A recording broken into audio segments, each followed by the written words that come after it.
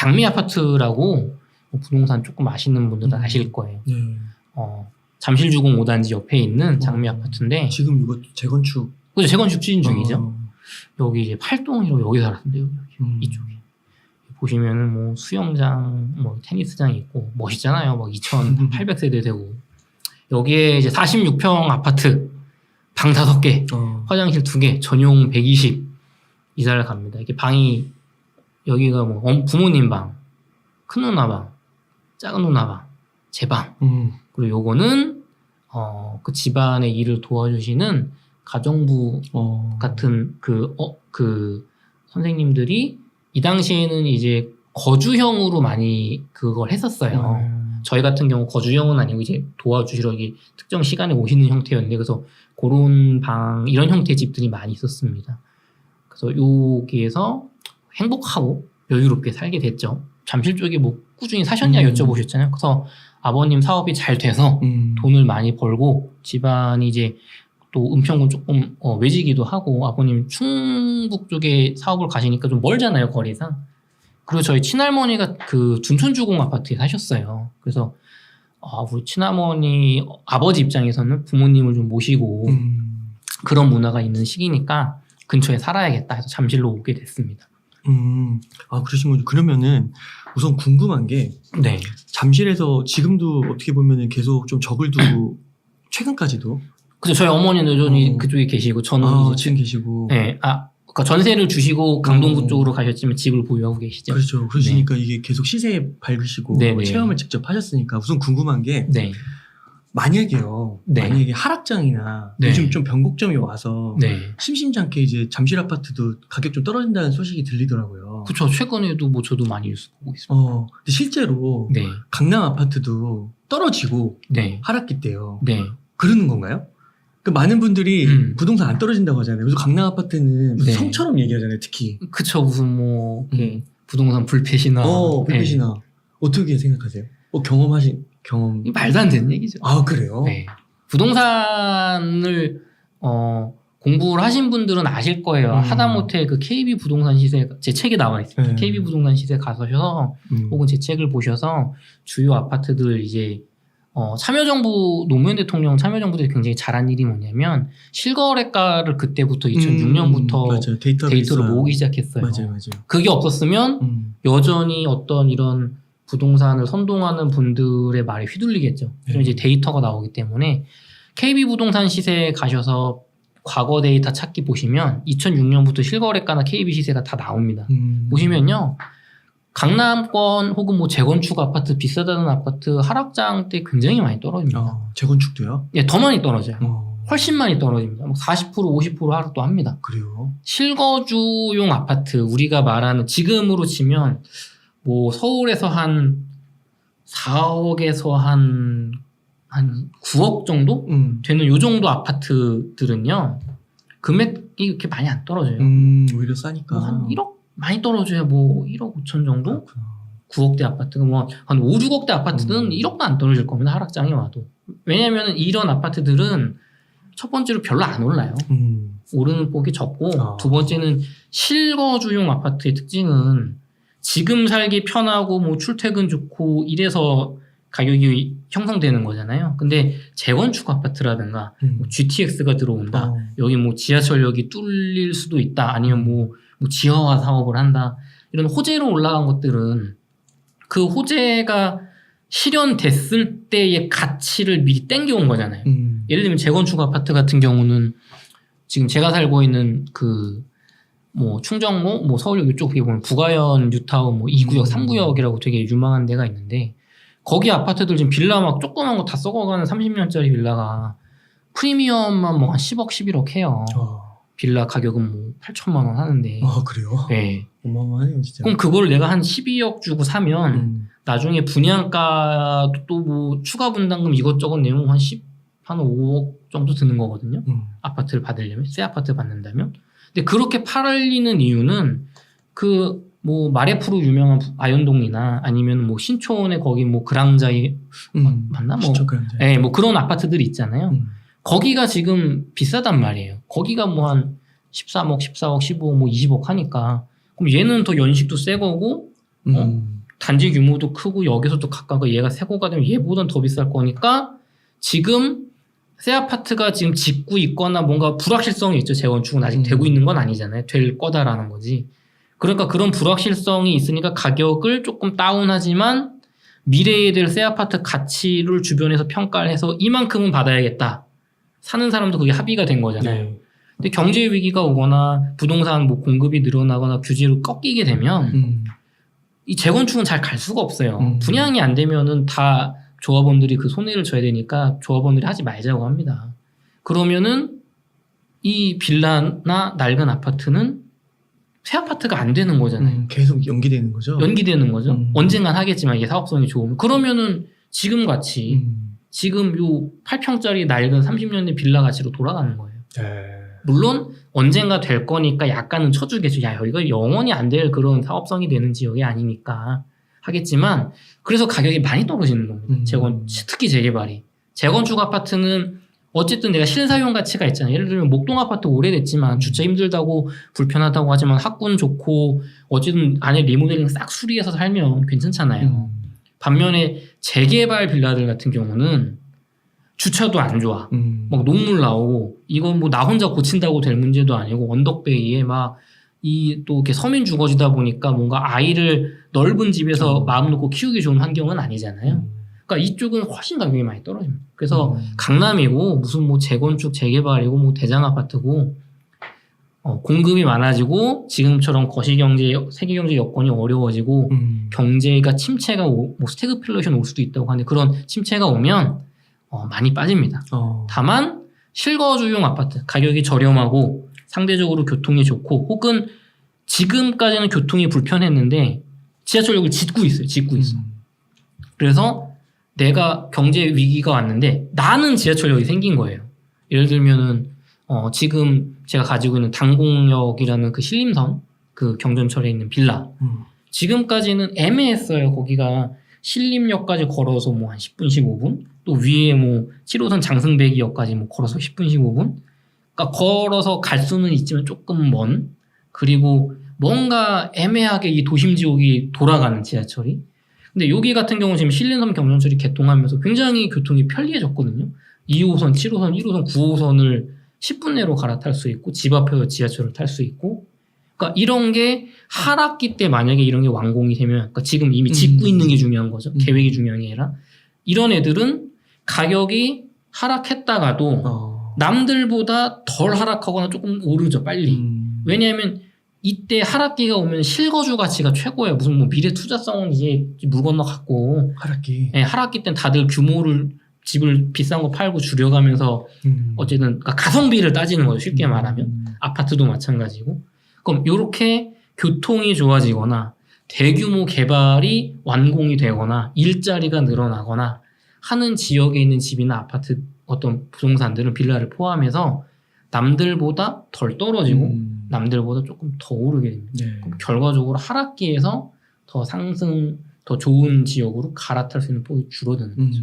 그러니까 그게 이제 그러니까 이게 하락기 때도 그게 이제 눈으로 보이는 결과물이 있으면 덜 떨어지는 거고. 그렇죠. 뭐 내 눈앞에 일자리가 뭐 엄청 큰 그 뭐 산업센터가 제대로 된 일자리가 오피스가 지어지고 있거나 이제 지하철이 뭐 5년 뒤면 안 사요. 5년 뒤 언제 사요? 한 2년, 3년 뒤에. 그러니까 이게 뭐냐면 전세가라는 건 여기 지하철역 2년 뒤에 생길 거니까 전세 5천만 원 올려주세요. 올려줄까요? 2년 뒤에? 네. 안 올려. 나랑 상관없잖아요. 실거주죠.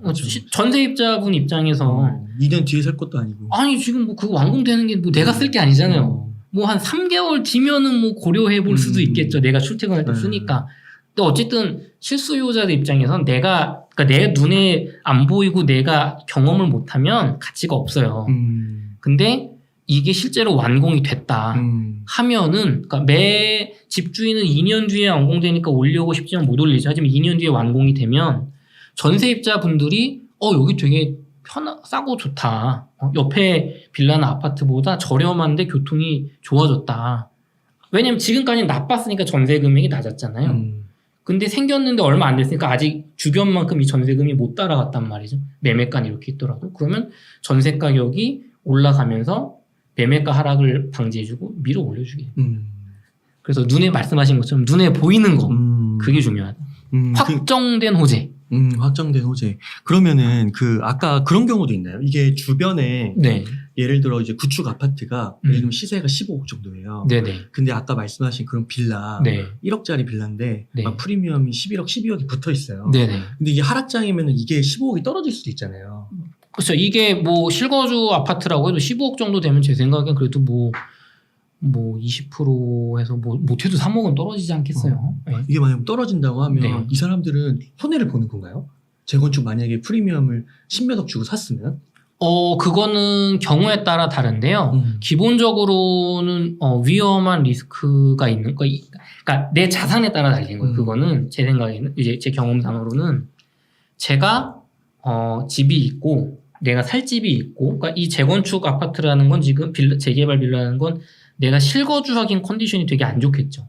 그렇죠. 근데 그 10억에 넘는 돈을 샀다는 건 내가 대출을 연끌을 해서 샀다든지 신용대출을 해서 아니면 내가 어느 정도 여유가 있어서 뭐 내가 사는 집 주택담보대출 받고 해서 샀겠죠. 여유자금으로. 여유자금으로 사신 분들은 괜찮습니다. 그게 사업성 분석을 잘 해서 예를 들면 목동의 아파트나 아니면 잠실주공 5단지나 뭐 압구정 현대라든가 뭐 여의도에 있는 아파트들 이런 지금 현행의 재건축 규제 수준으로도 용적률과 대지 지분이 재건축 사업성이 충분히 나오는 것들은 시간의 문제이지 10년 걸릴 거냐 20년 걸릴 거냐의 문제이지 분명히 재건축이 돼요. 버릴 수가 없는 지역입니다. 거기는. 그리고 돈도 많이 벌 지역이에요. 하지만 지금 안 된다는 거죠. 경기가 꺾이게 되면 이제 그 물 건너 간 거예요. 그거 하게 되면 조합원들이 손해보고 미분양 나는데 그걸 어떻게 해요? 추가 분담금 뭐 2억 3억 내는 것도 벌벌 떠는데 5억 6억 내세요 미분양 내세요. 이거 어떻게 감당해요? 그 압구정이나 목동 아파트 이런 데 사시는 분들도 네. 추가 분담금으로 막 2억 3억 더 내라고 하면은 부담 느끼시는 건가요? 부담을 느끼죠. 왜냐면 그분들이 압구정 현대 뭐 이런 쪽은 좀 다를 수 있겠죠. 반포 쪽은. 근데 목동 정도만 해도 중산층, 중상층, 미들어퍼 클래스라고 하죠.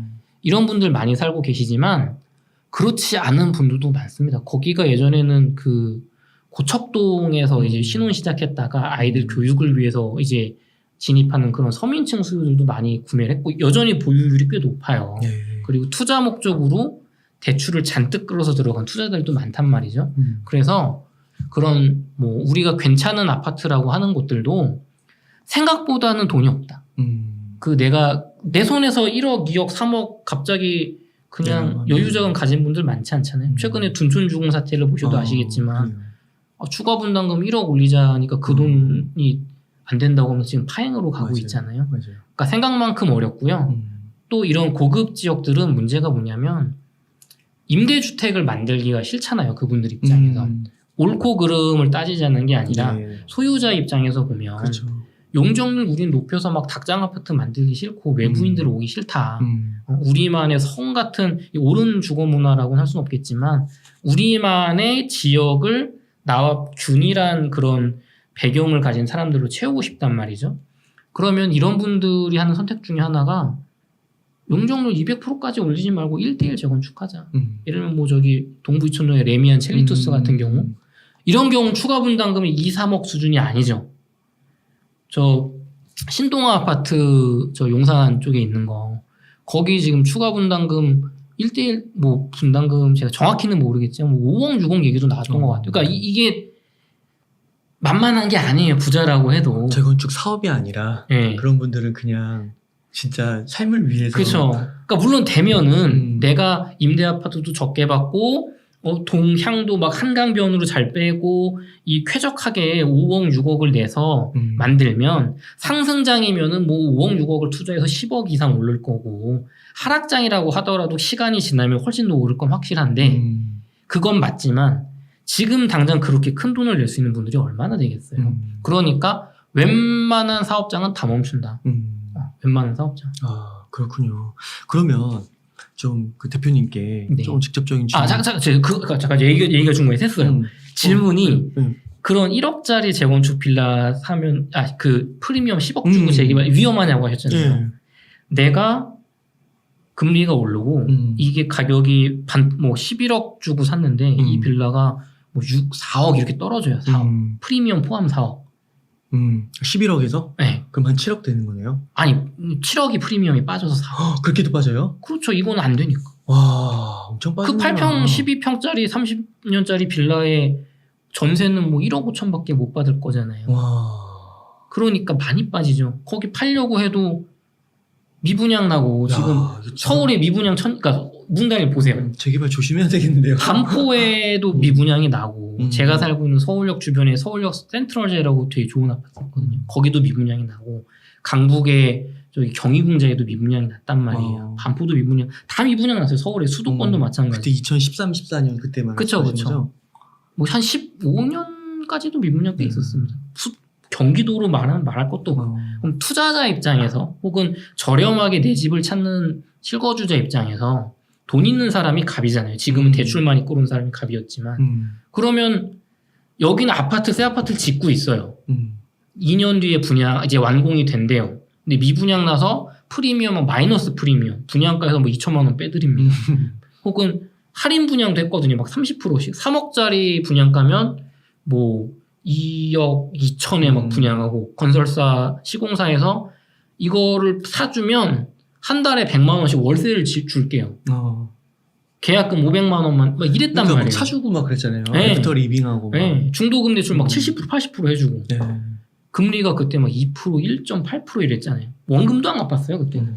그러면은 투자자든 실거주자 입장에서 집을 살 때 그런 내가 2년 뒤에 1년 뒤에 확실하게 살 수 있고 굉장히 유리한 조건으로 저렴하게 살 수 있는 새 아파트 대단지를 사겠어요? 아니면 언제 그렇죠. 재개발될지 모르는 빌라를 사겠어요? 그렇지. 그러니까 이런 빌라들은 또 구역이 또 해제되기도 한단 말이에요. 재개발. 그러면은 막 업자들 와가지고 신축 빌라 막 지어대고 하면 이제 노후도가 깨져서 재개발 사업성이 아예 여기는 이제 안 돼. 그러니까 되기도 해요.